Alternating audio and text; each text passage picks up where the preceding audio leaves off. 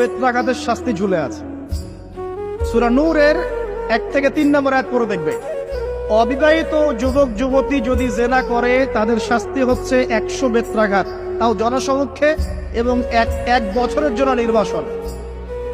এই বিধানগুলো যদি পৃথিবীর কোনো দেশেও না থাকে, আসমানে আছে। মরার সাথে সাথেই এই বিধান কার্যকর হবে ইনশাআল্লাহ। বাঁচার বুদ্ধি কি? একটাই উপায় আছে। এই লেকচার কেন চলে গেছে?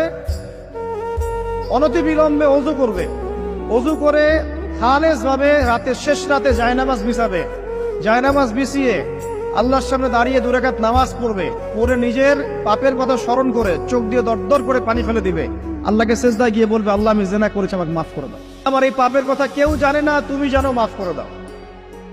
এই মাফ নেওয়ার পরে আবার ওই যার সাথে করেছেন ওর সাথে আবার লিঙ্ক আপ করার চেষ্টা করেন না।